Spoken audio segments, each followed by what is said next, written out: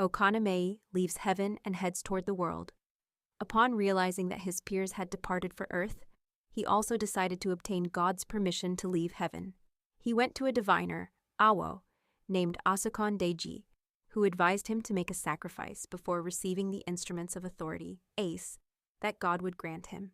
He was told to offer a rat, a fish, a hen, a goat, a ram, and a dove as a sacrifice. As a result, he made the sacrifice and went to the divine palace to express his desires for his life on earth. His journey to earth and the antelope incident.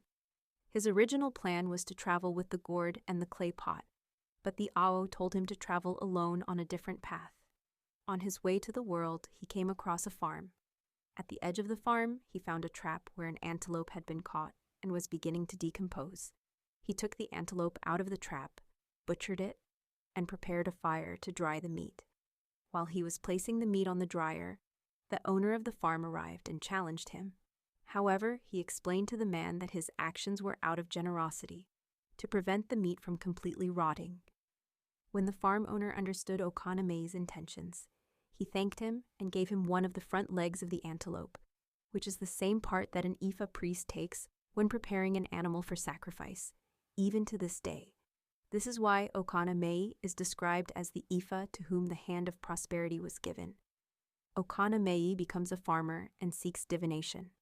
For this reason, the descendants of Okana Meyi are advised to work in agriculture, as he arrived through the farm. When he was born into the world, he grew up to be a farmer, though at first he was very unlucky. He mainly cultivated yams and corn, but his crops were often devoured by animals. Okana Meyi decided to seek divination, where he was advised to make a robe with pockets all over it and fill them with kola nuts and bitter kola. He was also instructed to pass a chicken over his body and carry a walking staff called okparere in Yoruba or osagan in Bini. Additionally, he had to gather materials from the tops of 2 hills close to each other, as well as from the eaves of 2 houses. All of these were to be used in a sacrifice to Esu, so that Esu would drive away the animals invading his farm. He performed the sacrifice, and after being appeased, Esu placed invisible traps around Okana's farm, causing all the animals to be caught one by one. Once he got rid of the intrusive animals, his farm thrived. He also made a lot of money by selling the meat of the animals caught in Esu's traps. Okana Meyi's marriage and his wife's true nature. With his newfound wealth, he decided to get married. However, after marriage, his wife remained childless for a long time. One night, she had a dream where she saw Okana Meyi dancing throughout the village, followed by a large crowd. She sought divination to understand the dream.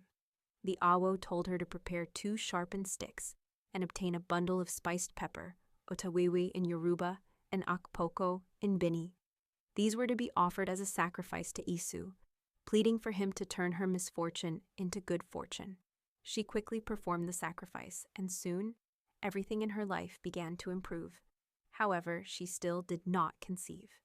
Unknown to Okana Meyi, she was a destructive and ruthless witch. One night, his guardian angel appeared to him in a dream, revealing that he was preventing the woman from having a child because of her nature. The guardian angel then recited a poem.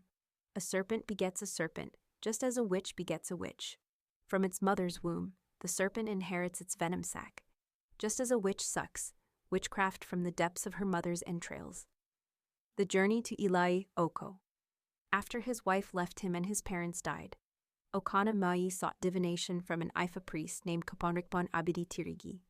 He was told to offer a ram to Esu, a pig to his Ifá, and obtain 16 bundles of Iko and Akara for his journey. Additionally, he was advised to travel with 2 dogs. On his way to Ilaya Oko, his dogs became hungry, so he fed them some Eko and Akara. While they were eating, a boa constrictor suddenly appeared, lunged at the 2 dogs, and swallowed them whole. However, after eating both dogs, the boa became immobile, allowing Okana Meyi to grab a strong wooden staff and kill it. He left the snake behind and continued his journey to Ilaya Oko. When he recounted his experience, the people realized that the boa had been the cause of the disappearances of travelers between the 2 villages, the final revelation, and his rise to fame.